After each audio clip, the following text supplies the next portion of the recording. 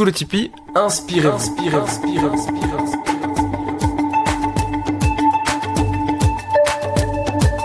Sous le Tipi, un lieu où l'on vient écouter des témoignages professionnels inspirants. D'un côté, ceux qui ont vécu, ils racontent leur métier, leur parcours de vie, partagent leurs anecdotes, leur philosophie et des conseils pour aider ceux de l'autre côté, vous, chers auditeurs, en quête de vous-même. Sous le Tipi, c'est la volonté de renouer avec une tradition orale. On s'assoit et on écoute. Hello, dear friends, and welcome for this new episode. Today is a very, very special episode because we have a very special guest from California. And as you must have guessed it by now, yes, this episode will be in English. Do you struggle with anxiety or insomnia? Maybe you're looking for some music to meditate by. Well, friends, this episode is for you. In a recent article, Times Magazine called him a sleep music superstar. His name, Chuck Wild, the mind behind the worldwide famous sleep music project Liquid Mind. I'm so glad to have him on board today. Chuck will tell us about how anxiety changed his life, about how the project Liquid Mind was born, and his work with, yes, Michael Jackson. Chuck gave me the permission to share some of his music during this episode. So, lay back, sit down, and let's go sous le tipi.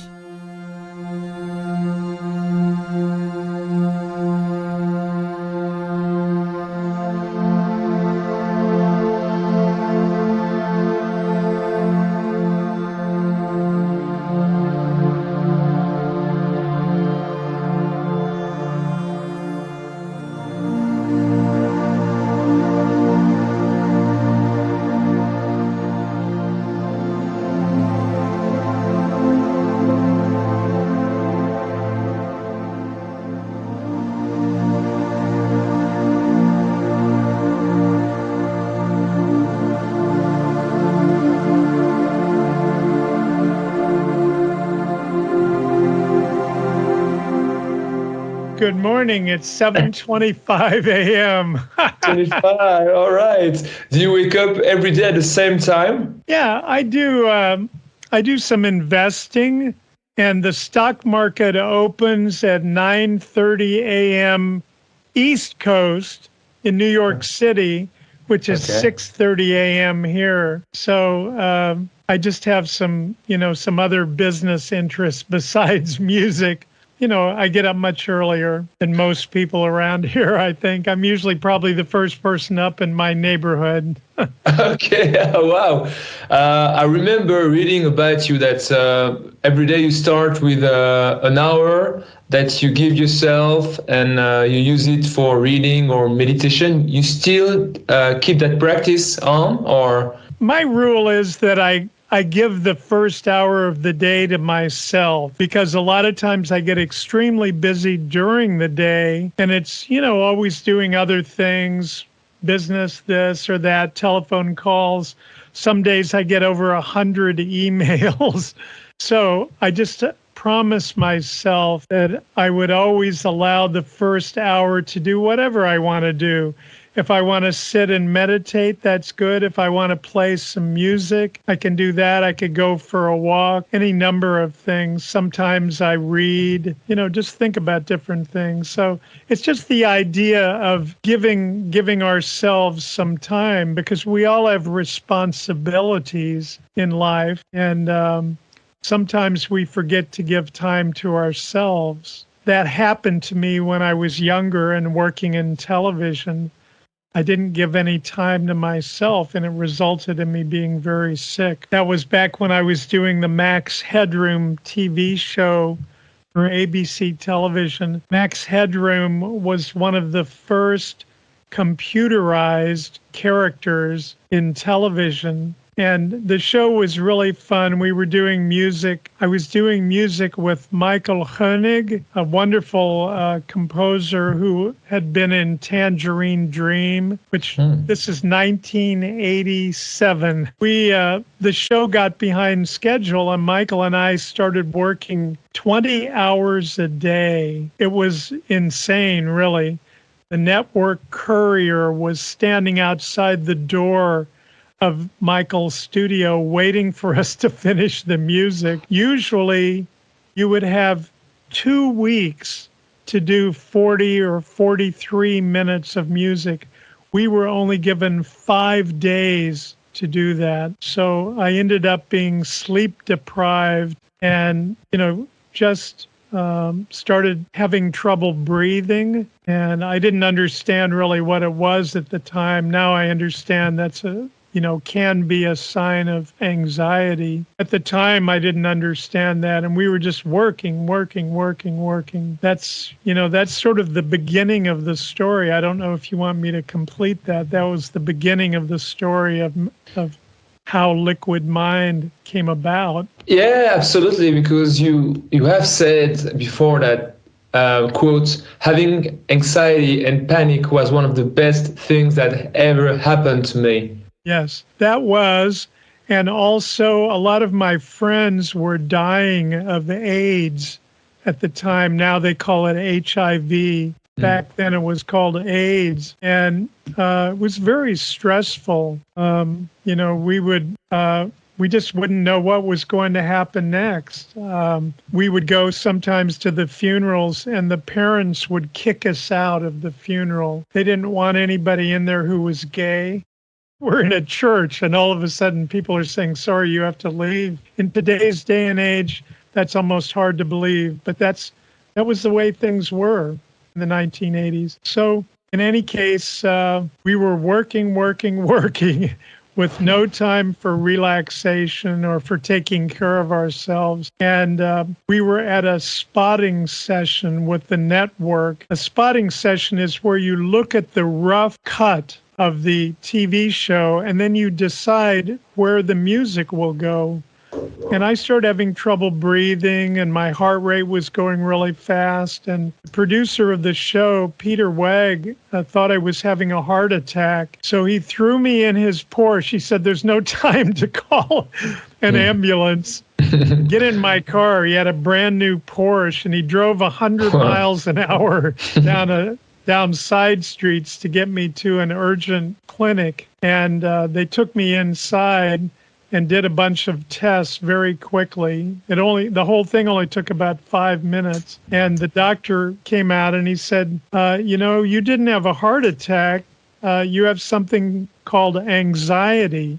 And I had never even heard of that before. I was like, anxiety? What do you mean? I'm not anxious, right? At the time, I'm like half crazy, really. And the doctor held up 2 sheets of paper. In one hand was prescription, RX, for a medication. In the other hand were meditation instructions. And he said to me, medication. There's only one letter difference between those 2 words. And he said they both work equally as well for most people to resolve anxiety. I took the piece of paper, I probably have it somewhere, and it was very simple meditation instructions. I tried the medication, but it made me really sleepy. And so after 1 or 2 days, I quit the medication. I said, I'm going to try the meditation. The meditation was very simple. It was breathe in, then breathe out, and count silently to yourself. Count the number 1, then breathe in, breathe out, count the number 2. Do that from 1 to 10, and then just keep doing it as long as you can. That was my introduction to meditation. It did help a little bit at the time. I didn't do it for very long when I started out. I mentioned it to my friend who's a wonderful composer by the name of J.S. Kingfisher. Kingfisher invented the musorical.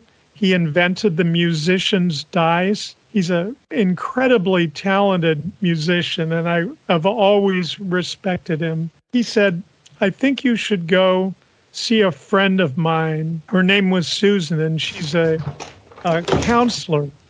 He said, why don't you go see Susan? And so I did, and I went to see her, and she looked at me, and we talked for a while, and she said, Chuck, you're a composer. Why don't you create the kind of music that represents the way you'd like to feel, not the way you feel, but the way you'd like to feel. I was very nervous. I didn't even leave my house for 2 weeks. It's called agoraphobia, like fear of leaving your house or fear of everything, I guess. So I said, well, I'll try. And she said, I don't want you to come back to me until you have something that you can give me. You know, give me a cassette. Back then it was cassettes in 1988. And I went home, and every piece of music that I wrote was very fast, you know, because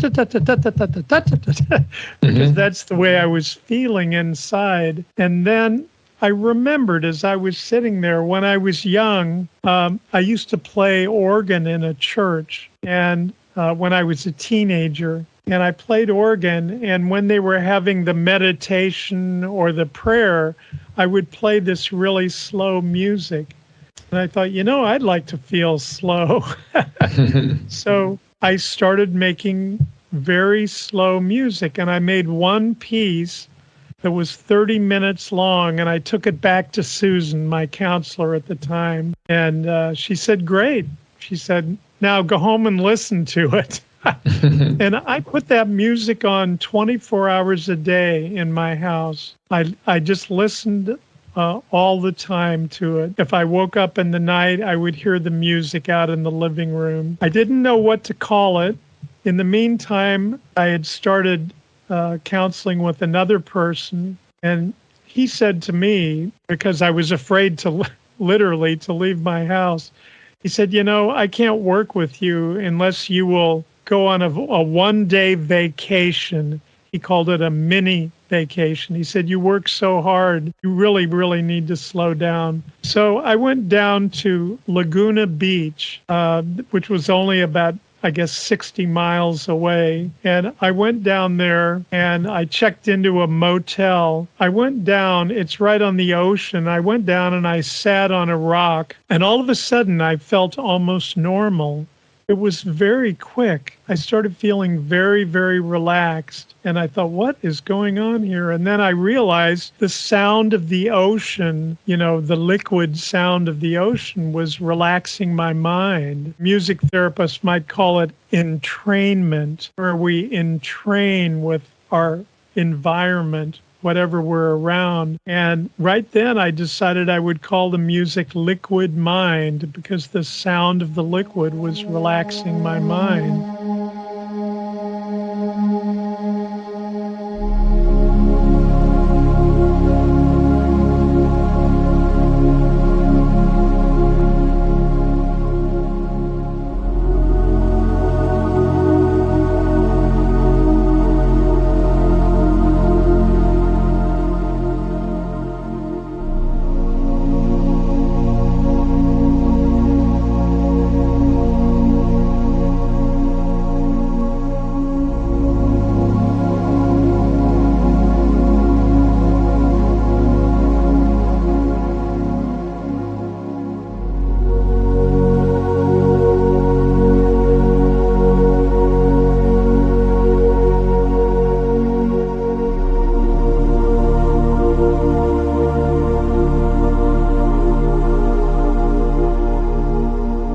I went back home the next day, and it began for me a long journey towards better health and towards taking care of myself. I realized that there's no quick trick to get over anxiety. You can listen to slow music, that helps. You can meditate, that helps. Being in counseling helped. But the real help for me was making changes in my life and making those changes and really giving some thought to where I wanted to go with my life and who I wanted to be. And I made up my mind. I said, you know, this music is really helping me. And I was taking it around to the AIDS hospices and the hospitals where my friends were in. And I made several hundred, and I would just give them away to everybody I saw. And people started saying, wow, your music is really relaxing. It's very slow. Around that time, I got a call from one of the producers in a band called Missing Persons. And I was in that band in the early 1980s. It was a pop band. And Bruce Swedien, the late Bruce Swedien, 5-time Grammy-winning producer and engineer, Bruce gave me a call one day and he said, "Chuck, what are you doing?" And I said, "I'm working with you, Bruce." You know, I was just sort of trying to get up some courage. And he said, "Well, I'm working with The Glove." And I said, "The Glove." And then I realized he's talking about Michael Jackson. He said, "I'm working with Michael, and Michael would like you to create some sounds for his new album." He was working on the History Book album. This was in the early 1990s. And I said, "Great, you know, send me a synclavier." I was kind of joking. A synclavier, if you haven't heard of it, at the time was the most important computer musical instrument. It was huge. It was the size of a piano practically. And they cost $250,000. But he said, "There'll be one there tomorrow." But I need somebody to help me, like learn how to use it if you want these really amazing sounds. And he said, "Great." He said, "My friend Martin Royer is going to come over there for a couple of weeks and teach you how to use it." So I started making sounds for Michael. Over the 4 years off and on that I worked for Michael, I made enough money to start my own record label for healing music. I tried to get a record deal, but no one would give me a record deal. They'd always say, "Well, can't you put drums on it? You know, it needs to be a little more pop." And I said, "No, you're missing the point. It's supposed to be slow and quiet and put people to sleep. That's the idea." So back then, nobody got it. Now there are dozens of artists doing this and all the record labels are involved. That was kind of how Liquid Mind got started.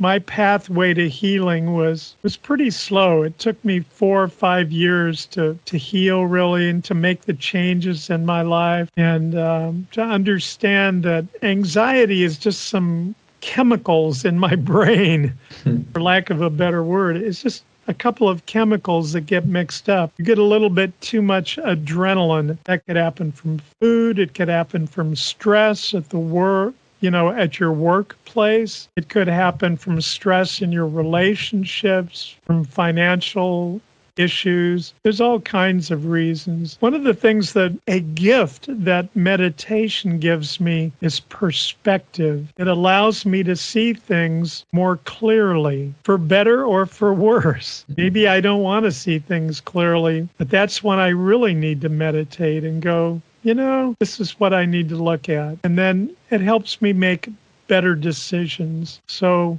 all the titles to the Liquid Mind albums are sort of my pathway to healing. When I started out, the first album was called Ambient Minimus. I didn't even know if there was a word like minimus, but I think there is. De minimis, just to make my surroundings more quiet. The second album was Slow World. I stopped drinking coffee.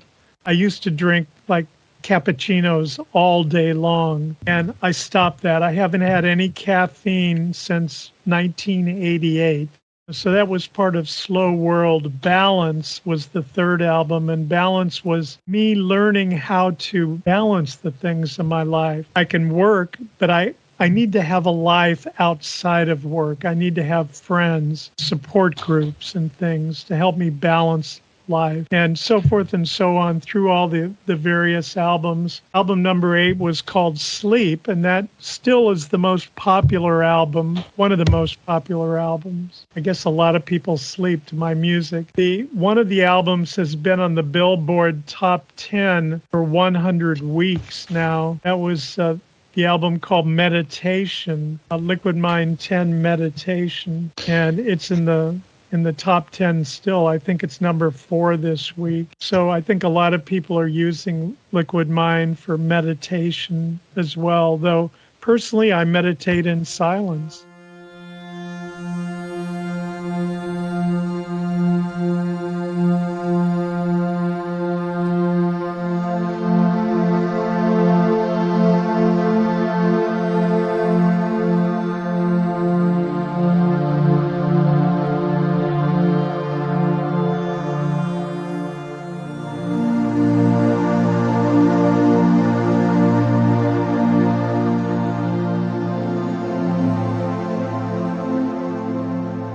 There are 4 collections, and there are 14 studio albums. So there's a total of 18 albums. A collection is just taking my favorite pieces from previous albums. And in the case of the Rain and Ocean, I mixed a little bit of rain and ocean sounds with some of the pieces. Musical Healthcare is a collection that came out in last year, actually. And there was another album that's very popular called Relax that came out in 2007. And that was a collection from the first 8 albums before that. That's why some of the albums don't have a number. Some of them do.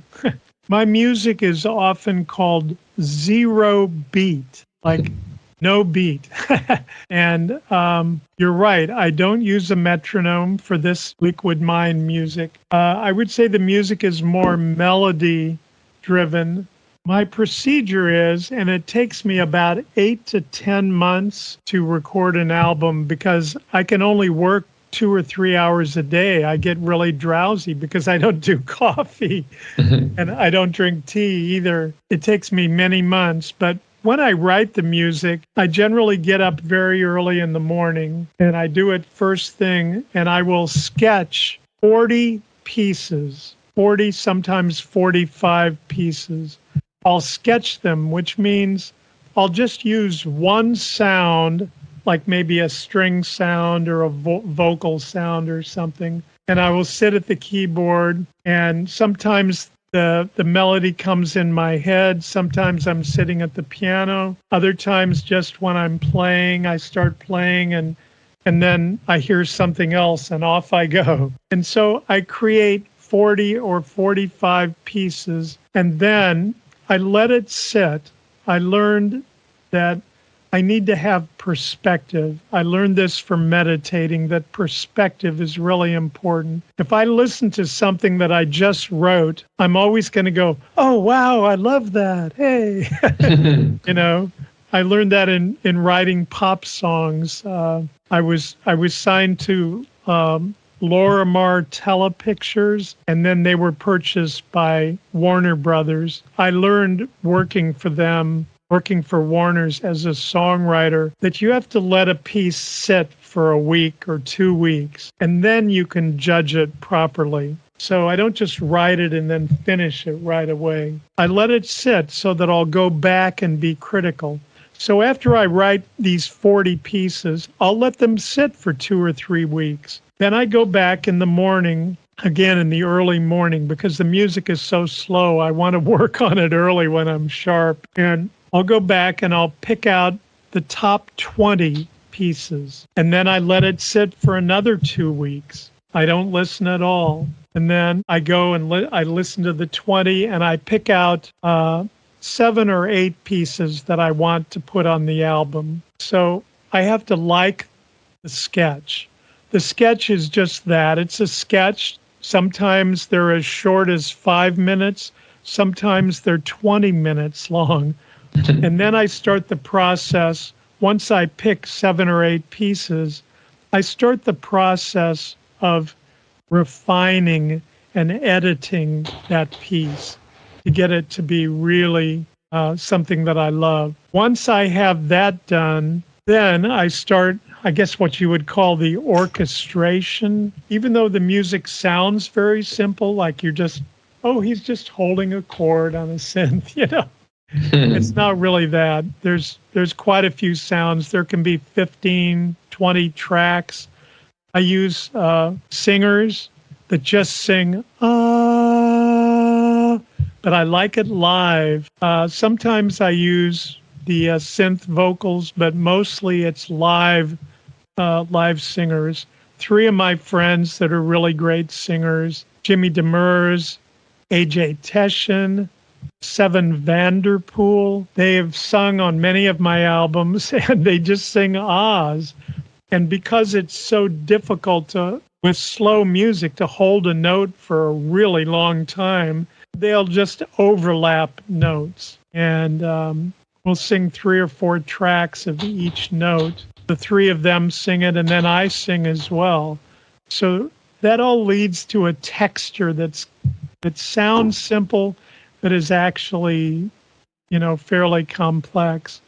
I have some little tiny gentle rhythms, but nothing like a beat, and there is no tempo. Sometimes there's an implied tempo from the melody. If the melody goes da da da, something like that, there is a tempo that you kind of feel, but you don't really hear it. And I don't use the metronome at all.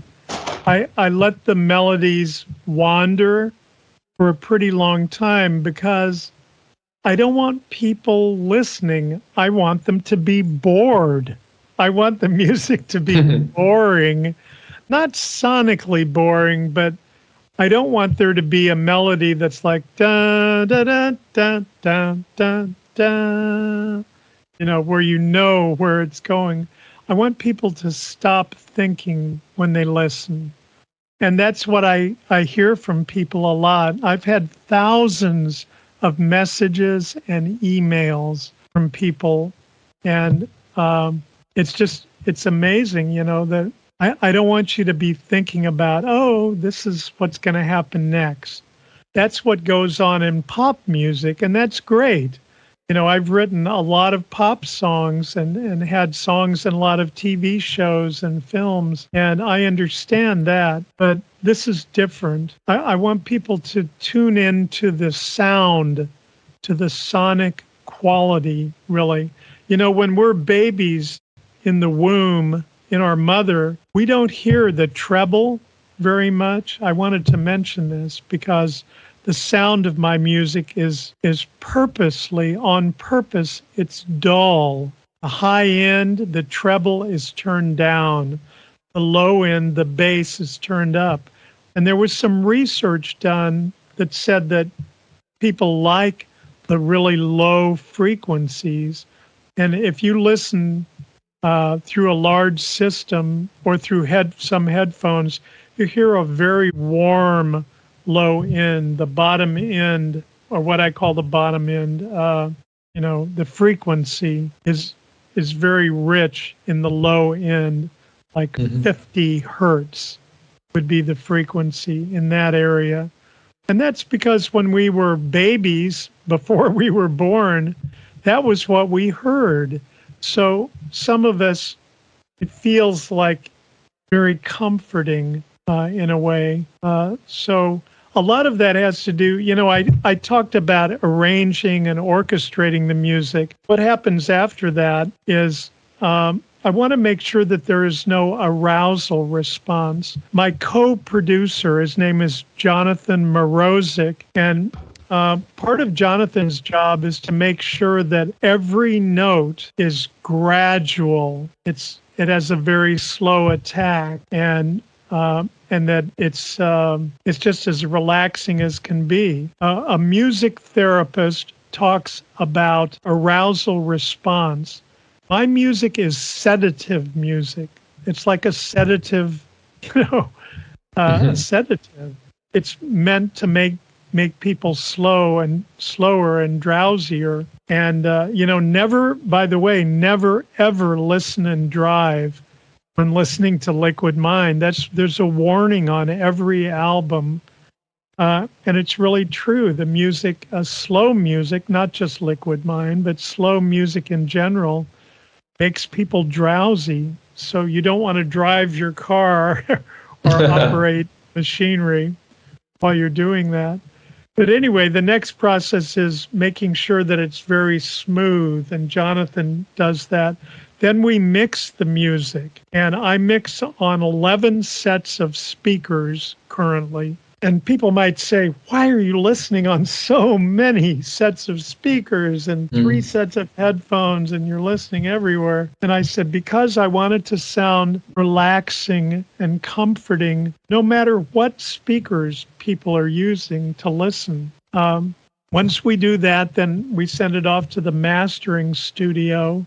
And in the mastering studio, which I think is really important, Joe Botsey at Bernie Grunman Mastering has been has mastered the last few, but also Ken Lee at Ken Lee Mastering up in the Oakland, California, or San Francisco area, rather. And the mastering is the final touches, just to make sure that there's nothing that sticks out. I don't want anything that attracts attention. That's the process, and I kind of go out of my way to make the music somewhat boring and just very relaxing. But on the other hand, I do have melodies and the chord changes, and people relate to that, I think, as well.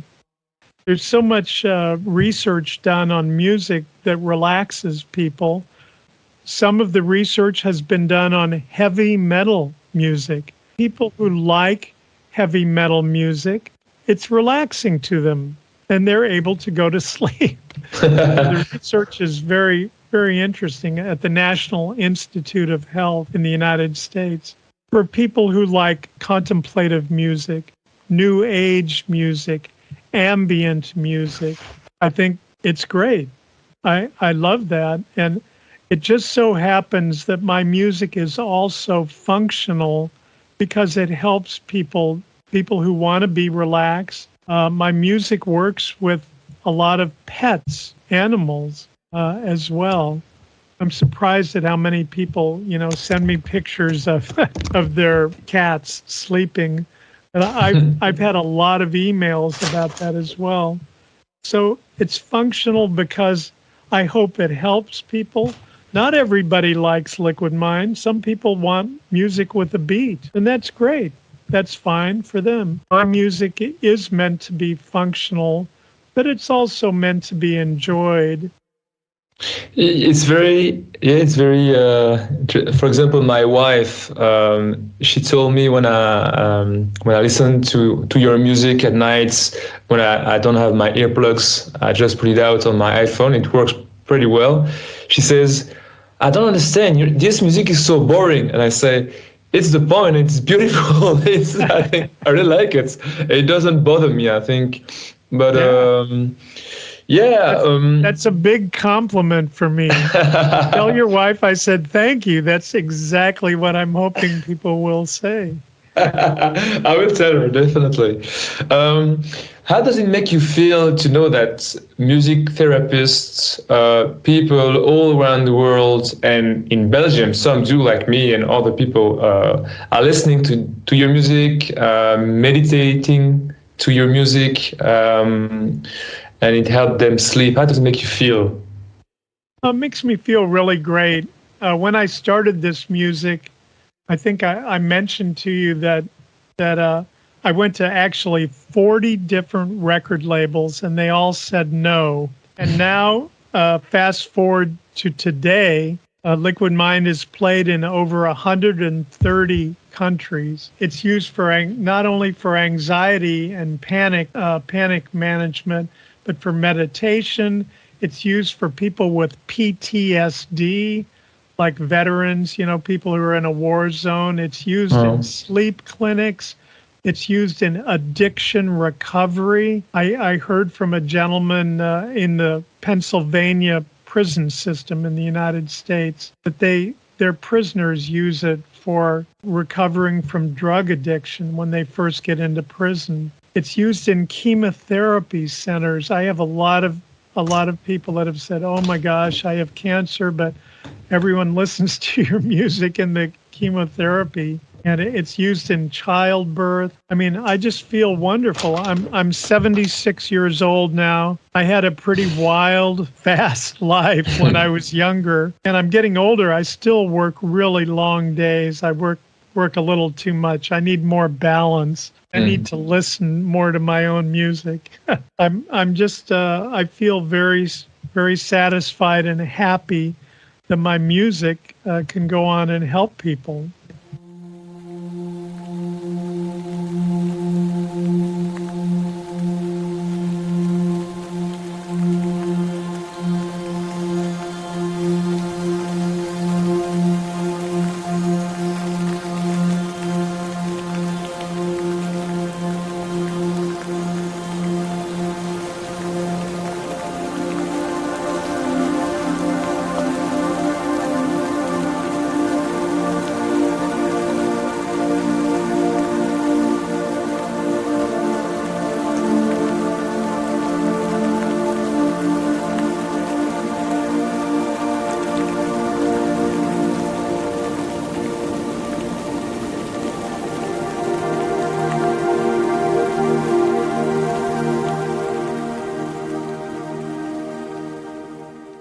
one step at a time. Patience. It's very important to be patient and be willing to make mistakes, at least in your career. I used to teach music, and one of the exercises that I would give my students is to have them sit at the piano, and I'd say, I want you to start playing and don't stop for 15 minutes. I don't want you to stop. Just play. You're going to make mistakes. You're going to learn how to make mistakes. And several of the students eventually would start crying. It was so important to them to be perfect.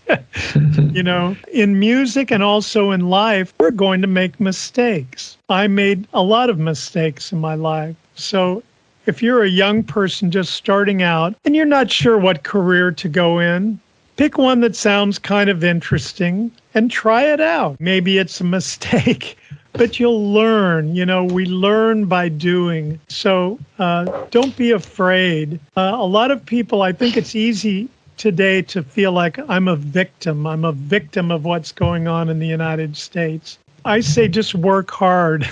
Don't buy into that victim mentality. Just say, if you need training, get out there and get the training. I went to college. I got a degree in business, not in music. And then after I worked in the music industry for a while, I realized I had to go study music again. I had sung in choirs, but I didn't really actively study. So I went back to night school. When I was like 50 years old, I went back to school. So, it's never too late. People write music when they're 90 years old. If somebody wants to be a musician, there are people who write it over the age of 100 and can still make music. Some classical composers come to mind. So that's one thing I would say. One step at a time, be willing to make a mistake. If you're crossing a street and there's a car coming, you don't want to make a mistake. But in the world of music, it's okay to make mistakes. And in most careers, people don't expect you to be perfect right away. So don't be afraid to try something. I think it's important also, I would say to younger people, it's important to have vocabulary. And in music, that means learning a lot of chords, to know a lot of chords, a lot of rhythms, a lot of melodies, a willingness to try different new things. And even in business areas, you need to learn the vocabulary of the business. And that means hanging out with people, talking to people. Another thing I would say would be ask good questions. That's terribly important. When I was younger, I was kind of afraid to ask questions of people. I thought, well, I don't want them to think I'm too stupid or something. But I learned very quickly that asking questions is one of the best ways to learn and to make better and better decisions. Ask questions. I encourage them to just do a simple clearing meditation. It helps me see things better. If I'm really worried about something and my mind is just kind of going around in circles, it happens to everyone, I need to just sit down, breathe in, breathe out, count the number. I learned other kinds of meditations as well, like color meditations where you envision different colors, anything to get my mind off what I'm thinking about. And then after I meditate, I have better perspective and I'll see a way to do things easier. So that's some of my advice, I guess I would say. Great, thank you so much for your music and for everything. It's great. Sure. Well, thank you very much.